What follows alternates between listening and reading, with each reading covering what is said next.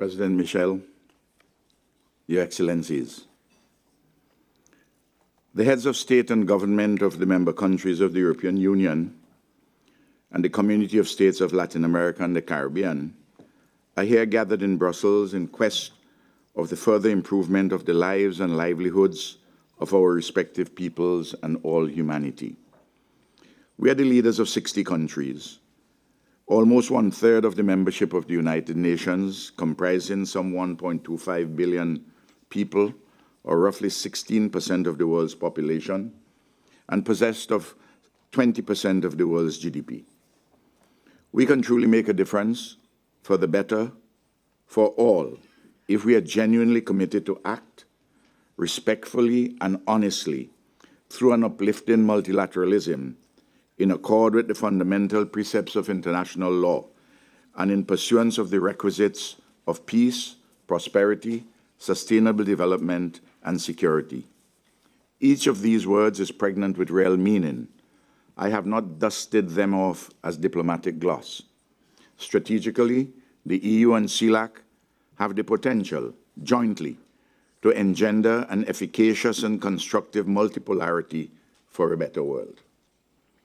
We are assembled at a time of terrifying global turmoil of war and discord, a broken and unworkable financial architecture, and the awesome contemporary challenges of an existential kind, particularly those relating to climate change, pandemics, poverty, food insecurity, citizen security, inequity between and within nations, injustices galore, inclusive of those with historical legacies, lodged in native genocide and the enslavement of African bodies, and the debilitating downsides, the misuse and abuse of aspects of technological innovations. Still, we in the EU and CELAC possess possibilities and strengths amidst our limitations and weaknesses. And together, in concert with other nations, we can devise and implement solutions for a better world, for all humanity, not only for a privileged minority in a few nations. But for us to succeed, we must put an end to the wholly unacceptable notion that the strong with impunity do what they can, and the weak suffer ignominiously what they must. It is an historical fact that Europe remade Latin America and the Caribbean, and in the process, remade itself. Out of this cauldron of remaking, most of Europe was, and still is, overwhelmingly the lopsided beneficiary in a relationship in which our Latin America and our Caribbean have been and are unequally yoked. This summit ought to acknowledge this unequal yoking and accordingly advance sustainable correctives on several fronts in a mutually beneficial manner, but with a special consideration for those among us who historically have been and are disadvantaged. Elemental justice and enlightened self-interest so dictate.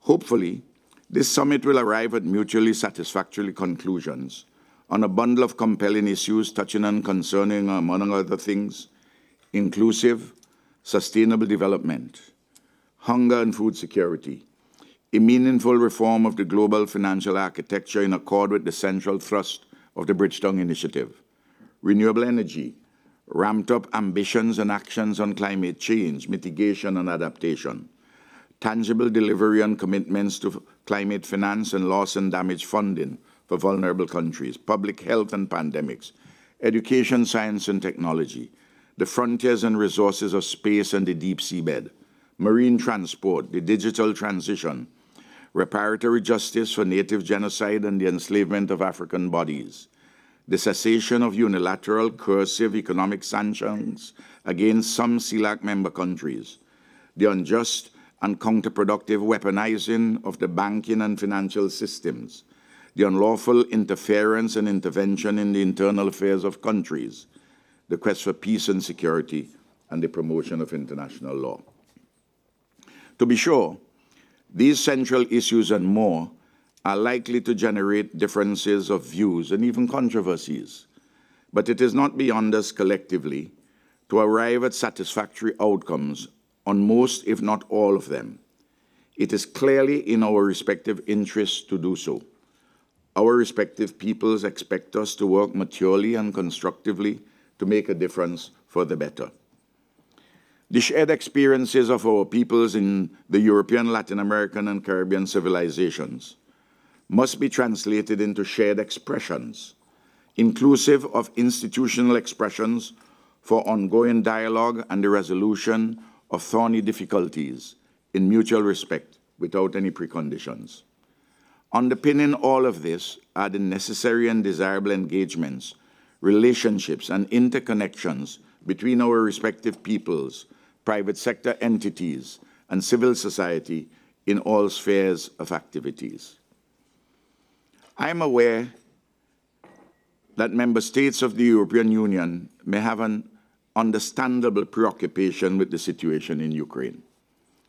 But this summit ought not to become another unhelpful battleground for discourses on this matter, which has been and continues to be addressed in other more relevant fora. Mature diplomacy is what is required between the contending parties to effect a resolution which, if not entirely satisfactory to each party, is at least a conclusion of mutually agreed dissatisfaction. The war continues to consume abundant treasure and to cause the shedding of unnecessary blood. And the global economy bleeds unnecessarily too, as the warring and fighting bring enormous additional pain and suffering to the poor in distant lands through rising prices of food, oil, and borrowings. So let there be constructive peace talks, not unproductive posturing in quest of hegemony or imperial domination.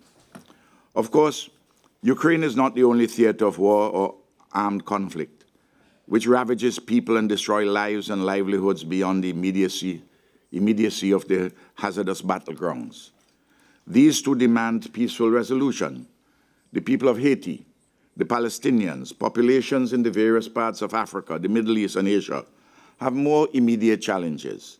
And to the extent that they consider Ukraine at all, they wonder at the disproportionate global emphasis accorded it, and thus they raise hauntingly unanswerable queries arising from a lopsided world, awash with ghosts from the past, which are yet to be exorcised from the minds of those who have dominated the world's political economy since the 18th century. Nevertheless, what happens in Ukraine is of enduring significance, not only to the engaged combatants, but to all humanity. Thus, the reasonable demand for a cessation of hostilities and a negotiated peace.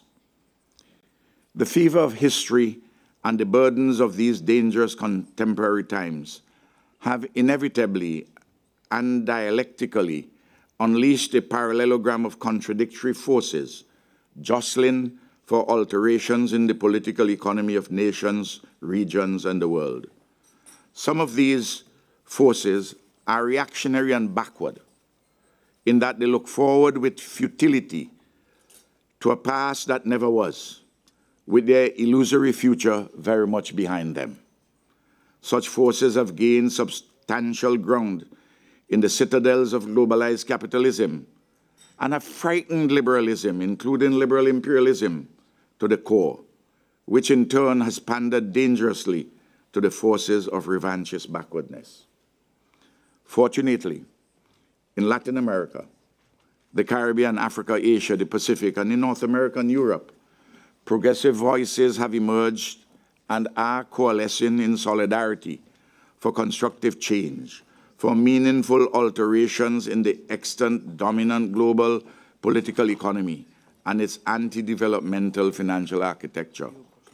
The EU-CELAC Summit heralds an opportunity to create enhanced possibilities for humanity at this, the approaching midnight hour of humanity's peril. We must seize this historic opportunity beyond the immediate, necessary, and desirable outcomes of this engagement between our two geographic regions.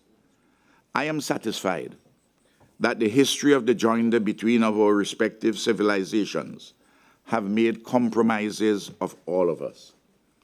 But this does not mean that we must be compromising of the ideals we hold dear or the requisites of altering our contemporary condition for the better.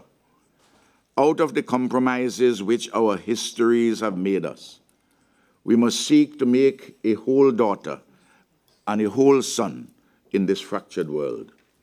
Of all time, only the future is ours to desecrate. The present is in many ways the past, and the past has held patriarchal mischiefs galore. In order to avoid the desecration of our future, we must change for the better, change inexorably the ways of the ancient regime of imperialism or hegemony in all their forms, economic, political, social, and cultural. This world of 8 billion people no longer sings unequivocally from the same song sheet of a presumed master elite, dressed up in national clothing of this or that geographic landscape and seascape. The 8 billion are no longer satisfied with the actions of the old ways, and the rulers of yesteryear or of today can no longer rule in the old way. The questions to be asked and answered are these. Can they rule in any way other than the old way? Can they embrace meaningful change for humanity's sake? Are they ruled, prepared for a continuance or any resurgence of a rule in the old destructive ways? These haunting questions are required to be answered in progressive ways and deeds. The ancient regime of varied ideological stripes or tendencies proclaims glibly the quest for a new world order. The relevant queries for us are, what's new? Which world? And who gives the orders? The EU CELAC Summit possesses the possibilities to advance a progressive agenda for engagement between our two regions and for a resetting of the global agenda in ideas and practices to fit our troubled times of turmoil and global challenges. CELAC promises to be wholly constructive in pursuit of this noble quest. This is a time of despair, of fresh hope beyond the travails which threaten to envelop all of us. We are in a fight for our very lives, for decent livelihoods, and for production grounded in equity and sustainability. Thank you.